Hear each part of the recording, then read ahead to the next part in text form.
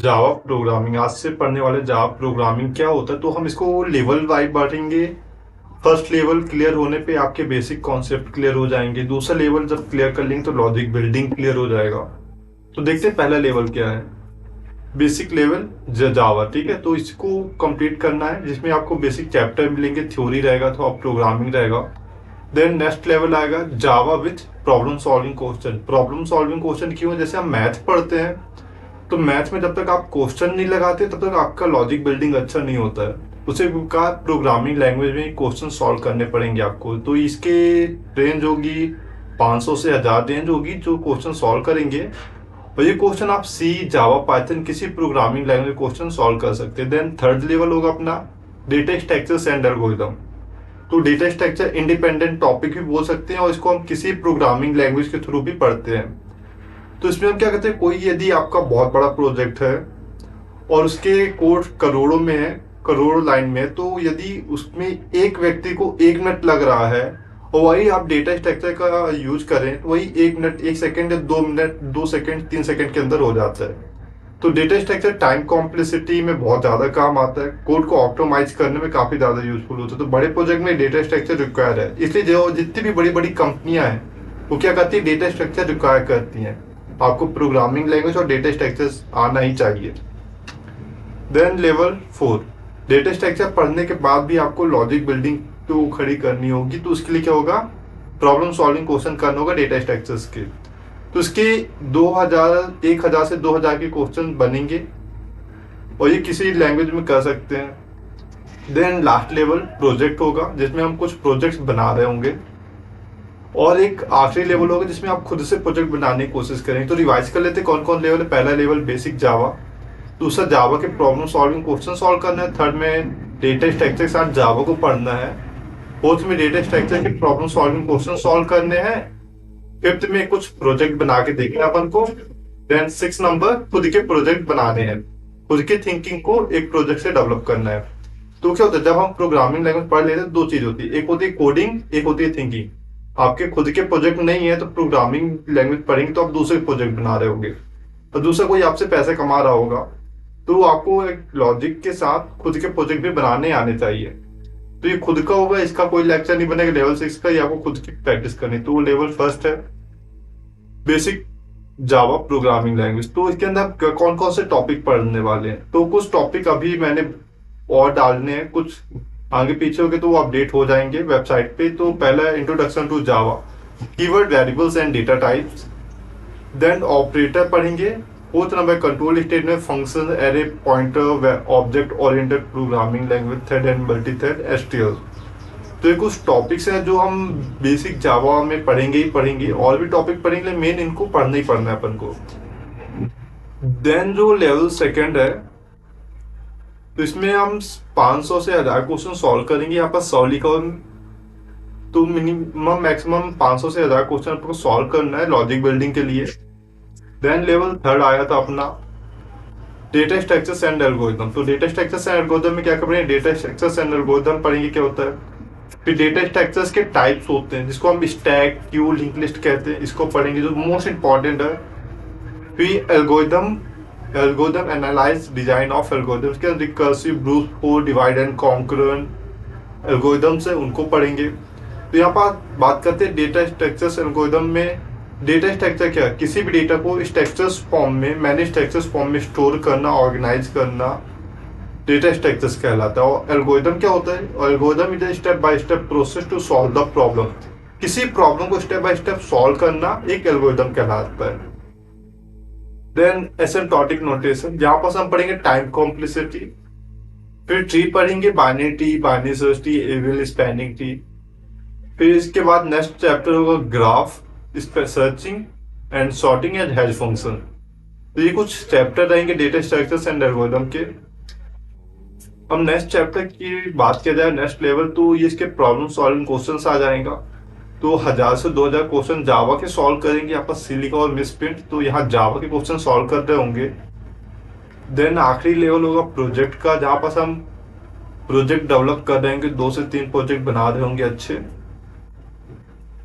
तो अब बात करते हैं फर्स्ट चैप्टर में हम क्या पढ़ेंगे। हमने तो ओवरऑल देख लिया तो फर्स्ट चैप्टर में क्या क्या पढ़ने वाले, तो इंट्रोडक्शन टू प्रोग्रामिंग लैंग्वेज में क्या करेंगे, basic concept of programming language, programming language क्या है, प्रोग्राम्स एंड कोड में क्या डिफरेंस होता है, types of programming language, low level programming language, high level programming language क्या होता है, फिर व्हाट इज अ जावा, जावा क्या है, देन जावा का स्ट्रक्चर्स कैसा होता है, तो उसमें एक हेलो वर्ल्ड का प्रोग्राम बनाना सीखेंगे। देन आपको इन्वायरमेंट सेटअप करना होगा, जैसे हिंदी पढ़ने के लिए काका काका आना चाहिए, वैसे ही एबीसीडी पढ़ने के लिए एबीसी, इंग्लिश पढ़ने के लिए एबीसीडी, वैसे ही इसका भी एक स्ट्रक्चर होता है, तो वो पढ़ना पड़ेगा अपन को। Then token variable and data types पढ़ेंगे नेक्स्ट चैप्टर, तो 2.1 में टोकन पढ़ेंगे, 2.2 में कीवर्ड, 2.3 में वेरिएबल, 2.4 में डेटा टाइप। तो ये 4 टॉपिक है जो दूसरे चैप्टर में हम स्टडी कर रहे होंगे। तो जैसे बात की जाए, एक इंट एज इक्वल टू 20 है, ठीक है, तो एक आपकी जैसे एज 20 होगी, 30 होगी, तो ये जब भी मुझे प्रोग्रामिंग लैंग्वेज बोलना है तो 20 एक न्यूमेरिक नंबर है, तो उसके लिए मैं इंट का यूज करूंगा। यदि वो अल्फाबेटिक नंबर होता तो उसके लिए क्या करता, कैर का यूज करता। तो इंट दे दिया तो इंट एक डेटा टाइप हो गया। अभी इंट का नाम देना होगा, किस टाइप, इंट क्या कौन सा है, इंट का डेटा टाइप का भी एक नाम दे दिया एज, ठीक है, और उस एज को क्या बोल दिया 20, उसकी वैल्यू क्या असाइन कर दिया 20, तो इंट एज इक्वल टू 20, तो इंट हो गया डेटा टाइप, एज हो गया वेरिएबल्स नेम, देन 20 हो गया वैल्यू। तो I think variable data type clear हो गए होंगे।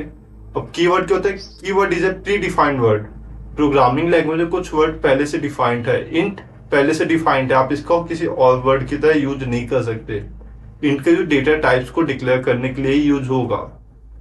और टोकन क्या होता है, किसी प्रोग्राम की इंडिविजुअल यूनिट, सबसे छोटी यूनिट को टोकन कहते हैं। जैसे यहाँ इंट एक टोकन हो जाएगा, एज टोकन हो जाएगा, इक्वल टू टोकन हो जाएगा, 20 भी टोकन हो जाएगा, सेमी कॉलन पे टोकन हो जाएगा। अब नेक्स्ट चैप्टर, थर्ड चैप्टर की बात की जाए, ऑपरेटर। तो ऑपरेटर क्या होता है, जब हम दो नंबर को प्लस कर रहे होते हैं, जैसे 2+2, तो ये और ये 2 क्या है, ऑपरेंड हो गए, और ये प्लस क्या हो गया, ऑपरेटर हो गया। तो जो आपने मैथ में सीखा ना, जोड़ घटाना गुणा भाग, वही चीज यहाँ पास भी कर रहे होंगे, बस यहाँ पास कुछ और ज्यादा जोड़ घटा रहे होंगे। जैसे अर्थमेटिक ऑपरेटर होता है, sign operator, relational operator, logic operator, bitwise operator, तो ये कुछ ऑपरेटर है जिनको हम और ज्यादा स्टडी करेंगे। फिर चैप्टर 4 आएगा, कंट्रोल स्टेटमेंट। कंट्रोल स्टेटमेंट का मोर देन यूज होता है, मेन जो लेवल है यहीं से स्टार्ट होगा असली चैप्टर। अभी तक तो हम लोग बेसिक पढ़ रहे थे, और यहाँ पर से एक्चुअल चैप्टर स्टार्ट होगा, जहाँ पर बहुत सारे प्रॉब्लम सॉल्विंग क्वेश्चन मिलेंगे। तो कंट्रोल स्टेटमेंट के अंदर इसको 3 पार्ट में डिवाइड किया गया है। स्टेटमेंट जिसे इफ एल्स फॉर लूप आते हैं, फिर आइटेशन स्टेटमेंट जिसमें while do while for loop आते हैं, jump statement break continue and return statement आते हैं। तो ये 3 स्टेटमेंट है जिनको हम पढ़ रहे होंगे। फिर नेक्स्ट चैप्टर है मेथड, जिसको पाइथन या सी में फंक्शंस बोलते हैं।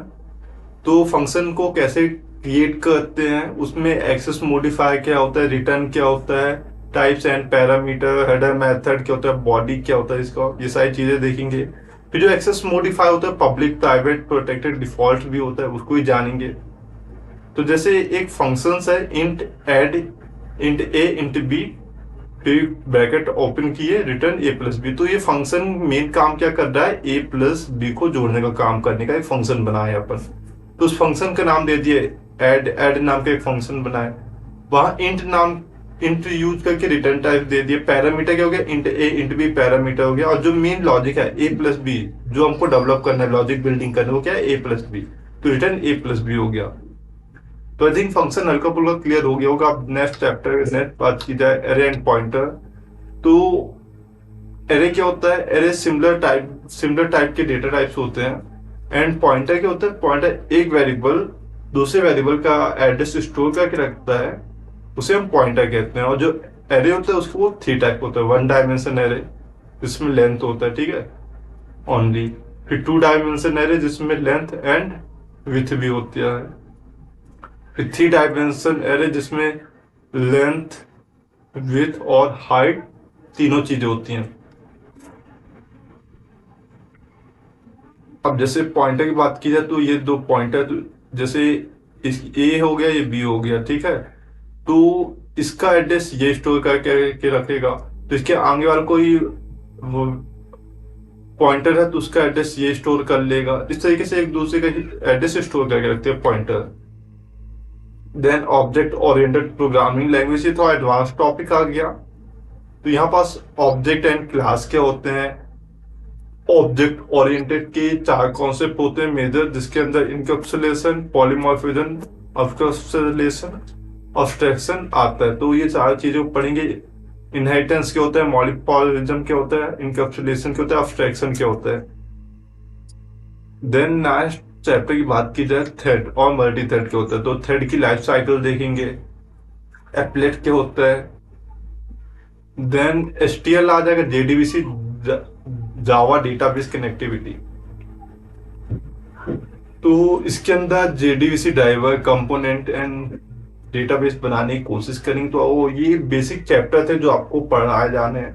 तो ये आपको एक ओवरव्यू मिल गया, लेकिन आपके लिए एक होमवर्क है कि आपको खुद से आपके सिस्टम में जावा इंस्टॉल करना है। उसके लिए मैंने रेफरेंस के तौर पे एक वेबसाइट पे प्रॉपर इसके नोट्स दे दिए हैं। मैं उसको खोल के दिखाता हूँ, उसी के को देख देख के अपन लोग भी वेबसाइट जावा इंस्टॉल करेंगे। तो क्या करें, आप एक न्यू टैब खोलें, तो यहाँ पास लिखे king.in। तो यहाँ जाएंगे, यहाँ आपको जावा मिल जाएगा, सी भी है, जावा, पाइथन है, तीनों का इंस्टॉलेशन सिंपल है। तो जैसे हम क्या करें, जावा ओपन करते हैं, ठीक है। फिर जावा में बेसिक कॉन्सेप्ट ऑफ जावा पे इन्वायरमेंट सेटअप में क्लिक करेंगे अपन। तो जावा को इंस्टॉल करने के लिए क्या क्या जरूरत है, VS कोड, जेडी के कंपाइलर, जिसको oracle.com वेबसाइट से डाउनलोड करना होगा। तो VS कोड को तो ऑलरेडी हम इंस्टॉल कर चुके हैं। देन JDBC को कैसे इंस्टॉल करना, उसके लिए हम वेबसाइट पे जाना होगा। किस वेबसाइट, oracle.com। तो हम जाते हैं oracle.com में, जावा डाउनलोड। तो ये आ गया वेबसाइट ओरेकल की जावा। अब यहाँ पास आप क्लिक करेंगे तो यहाँ आपको मिल जाएगा मैक के लिए भी, लिनक्स के लिए, विंडोज के लिए भी। तो हम फिलहाल विंडोज में, तो विंडोज में क्लिक कर लेते हैं। देन ये फाइल हो गई, यहाँ पास आपको क्लिक करेंगे लिंक में, तो डाउनलोड हो जाएगा। मैंने ऑलरेडी डाउनलोड कर चुका, तो इसको मैं डायरेक्ट इंस्टॉल करूंगा। तो अपने डाउनलोड सेक्शन में जाता हूँ, मेरा ये रहा JDBC जावा। तो पहला स्टेप हमने देखते हैं, वेबसाइट कहाँ गई।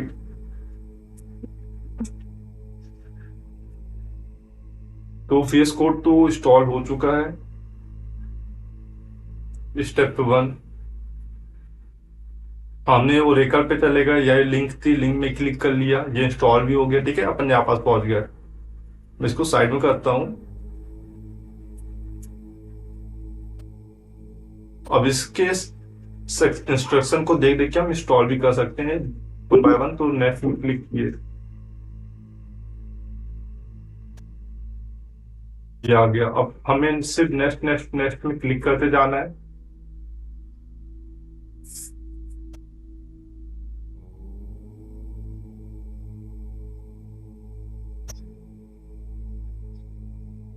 तो क्लोजअप जावा इंस्टॉल हो चुका है।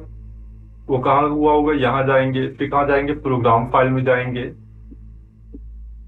फिर किधर जाएंगे, जावा में जाएंगे, ये रहा जावा।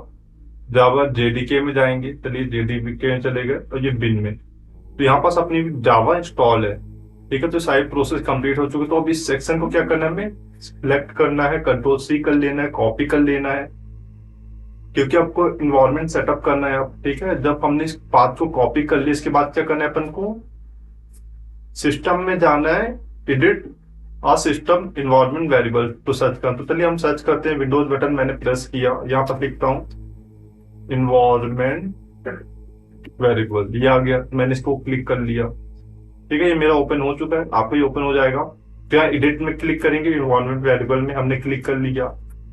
देन क्या करना है, पाथ में क्लिक करना है, हमने पाथ में क्लिक कर लिया। देन एडिट में न्यू में, सॉरी एडिट में क्लिक करना है, न्यू में नहीं। देन ये आ गया। अब यहाँ पास हम न्यू में क्लिक करेंगे, यहाँ पास कंट्रोल डी करेंगे, ये जावा का जो पाथ था वो हमने दे दिया है, ओके कर लेंगे। ओके, अब यहाँ पास क्या हो सकता है, कभी कभी ये इंस्टॉल नहीं होता इस तरीके से, तो आपको क्या करना है, सिस्टम को रिस्टार्ट करना है, देन फिर एक बार चेक करना है। आप कैसे पता चलेगा हमारे सिस्टम में जावा इंस्टॉल हो चुका, तो आप फिर विंडोज बटन प्रेस करेंगे, आप लिखेंगे cmd, कमांड फॉर्म खोलेंगे, देन मेरा कमांड फॉर्म ओपन हो रहा है, ये हो गया मेरा कमांड फॉर्म ओपन। तो उसको एक कमांड लिखनी है, कौन सी कमांड, जावा हाइफन हाइफन वर्जन, तो लिखते हैं जावा हाइफन हाइफन वर्जन, इंटर किया, तो ये मेरे में जावा इंस्टॉल हो चुका है। अब एक और तरीका बताता हूँ इसको इंस्टॉल करने का या फिर इसको यूज करेगा। यदि आपके सिस्टम में इंस्टॉल नहीं हो रहा तो प्रॉब्लम की बात नहीं है, अब धीरे धीरे इसको इंस्टॉल करना सीख जाएंगे। शुरू टाइम पे प्रॉब्लम करता है थोड़ा सा, क्योंकि आपकी थोड़ी सी गलती हो रही होती है। तो क्या लिखना है, जावा कंपाइलर लिखना है या ऑनलाइन कंपाइलर लिख लीजिए, देन सर्च करिए, तो यहाँ पास काफी ऑनलाइन कंपाइलर आपको मिल जाएंगे, तो कोई भी रैंडम ओपन कर लेंगे। तो जैसे मैंने जावा का कंपाइलर ओपन किया, ठीक है, तो यहाँ पर मेरे को पहले से एक प्रोग्राम लिखा और मिल गया, हमको इसे ही पढ़ना है नेक्स्ट लेक्चर में। तो अब क्या करेंगे, इसको रन पे मैं जैसे ही क्लिक करूंगा तो ये मेरा जावा का प्रोग्राम रन भी होगा। तो यहाँ पर मैं कुछ लिख भी सकता हूँ, जैसे